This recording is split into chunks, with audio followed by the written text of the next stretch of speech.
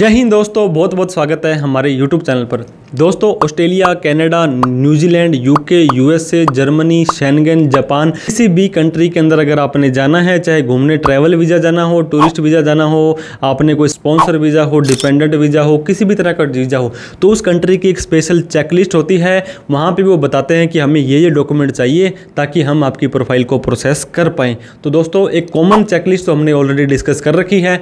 इस वीडियो के अंदर हम आपसे डिस्कस करने वाले हैं बिजनेस के डॉक्यूमेंट। अगर आप एक बिजनेसमैन हैं, अगर आप सेल परचेज करते हैं या अगर आप एक सर्विस देते हैं, प्रोफेशनल हैं, स्पेसिफाइड प्रोफेशनल हैं, तो आपको क्या डॉक्यूमेंट आपके वहाँ पे देने हैं ताकि एम्बेसी को ये लगे हाँ जी ये एक जेन्युइन ट्रैवलर है, ये सच में घूमने जा रहा है, यहाँ पे वापस आएगा क्योंकि इसका बिजनेस चल रहा है। सबसे पहले हम बात कर लेते हैं दोस्तों जीएसटी सर्टिफिकेट की। आपको पता होगा 20 लाख रुपए से ज़्यादा की सर्विस है, 40 लाख रुपए से ज़्यादा की सेल है, तो जीएसटी नंबर आपके लिए मैंडेटरी हो जाता है। जीएसटी नंबर लेने के बाद में आपको जीएसटी की रिटर्न्स भरनी पड़ती है, जो कि जीएसटीआर 3B, जीएसटीआर 1, जीएसटीआर 9 होती है।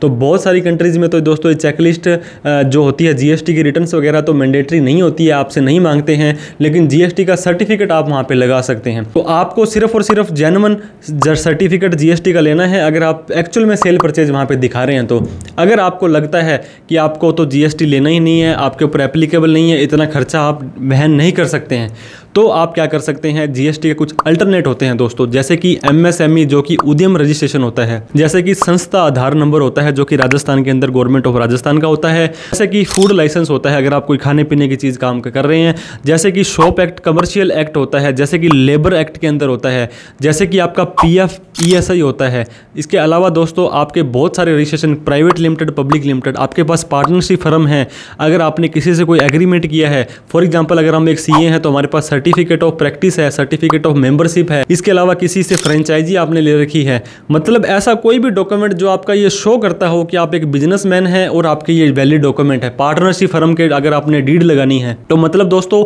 जितने ज़्यादा, जितने बढ़िया, जितने स्ट्रॉन्ग आपके डॉक्यूमेंट होंगे उतना ही वीज़ा आने के चांसेस आपके बढ़ जाते हैं।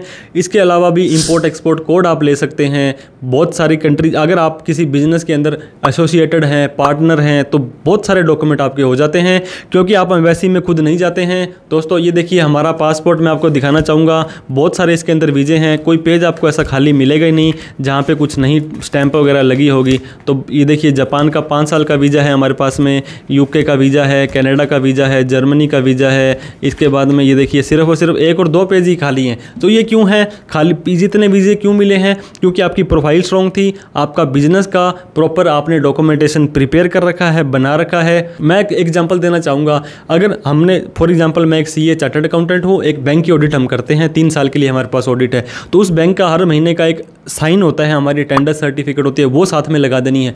मतलब एम्बेसी को ये डाउट ना हो कि ये बंदा बिजनेसमैन है भी या नहीं है, तो इतने सारे डॉक्यूमेंट आप लगा देंगे जेन्युइन, तो एम्बेसी को क्यों वीज़ा आपको नहीं देगी। तो इस तरह से दोस्तों आपको वीज़ा मिल जाएगा।